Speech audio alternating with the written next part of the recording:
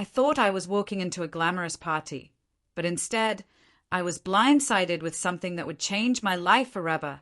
Before I share what happened, don't forget to subscribe to support the channel and hear more stories like this. Last weekend, I, 28F, thought I was attending a high-end gala that my longtime boyfriend, Daniel, 31M, had invited me to. We've been together for 6 years, and while we'd spoken about marriage before, there were no immediate plans. I dressed in my best evening gown, had my hair and makeup done, and arrived at the venue excited for the night. But the second I walked through the doors, my stomach dropped. It wasn't a gala at all. It was a surprise wedding. Daniel had gathered everyone, our families, friends, and even distant acquaintances. The crowd clapped, cheered, and shouted congratulations while I stood frozen, blindsided. I pulled Daniel aside and whispered, "What is this?" He smiled and told me he'd planned it all so I wouldn't have to stress about wedding planning.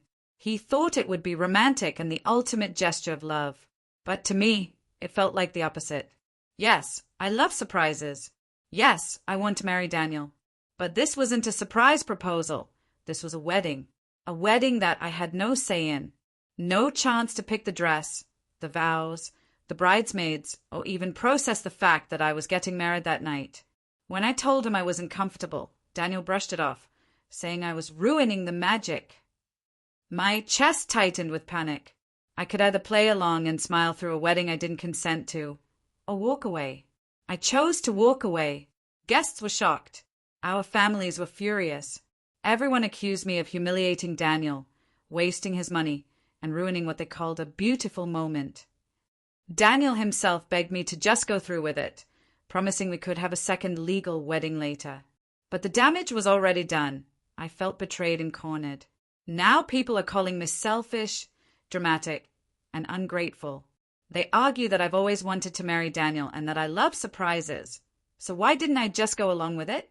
But to me, marriage is about partnership and consent, not being shoved into the most important day of my life like a stage performance. So, am I the a-hole for refusing to marry the love of my life at a surprise wedding? Update: Daniel and I had a long talk. We agreed that neither of us is the villain here. He thought he was doing something sweet. I felt blindsided. The problem is money. He poured thousands into this wedding, and now says we can't afford another one for years. I hate myself for saying this, but I regret walking away. I wanted my dream wedding, but now I feel like I threw away the one chance we had. The stress is eating me alive. I love him. I want to marry him, but I can't shake the feeling that my boundaries didn't matter when he made this choice. So now I'm stuck. Was I right to stand my ground, or did I just sabotage my own happiness? Final update. I wish I could say things calmed down after my last post, but what I've learned since then has completely changed everything. After weeks of feeling guilty, Daniel finally admitted something that shattered me. The surprise wedding wasn't just a misguided romantic gesture. He confessed that the entire event was orchestrated because he was under pressure from his family. Apparently, his parents had been threatening to cut him off financially if he didn't secure our relationship.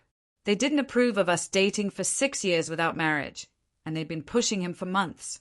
When I complained in the past about how stressful wedding planning seemed, he thought he could use that as leverage to convince me that a surprise wedding was the perfect compromise. But here's the kicker. I found out from his cousin, who was at the wedding, that Daniel had originally planned the entire thing without even telling me until the altar. The only reason he pulled me aside beforehand was because his best man panicked and told him it looked like I was about to bolt. So the truth? The wedding wasn't really for me. It was for his family, for their image, and for their control. I was just a pawn in their power play. When I confronted him, Daniel tried to spin it as wanting to give me the fairy tale. But by then, I saw through it all. The lies, the manipulation, the way he gaslit me into thinking I'd ruined the moment.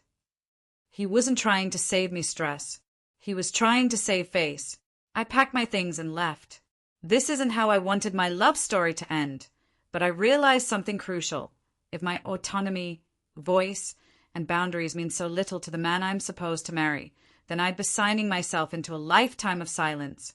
His family has since blown up my phone, calling me ungrateful, accusing me of embarrassing them. My own family is divided, Some think I dodged a bullet. Others think I should have just gone along with it. But me? I finally feel free. For the first time in years, I'm not suffocated by someone else's version of what's best for me. So no, there won't be another wedding. Not with Daniel. Not after discovering that I was never the center of his plan, just the centerpiece for his family's approval. I lost a fiancé, but I regained myself. And honestly, that's a trade I'll take any day.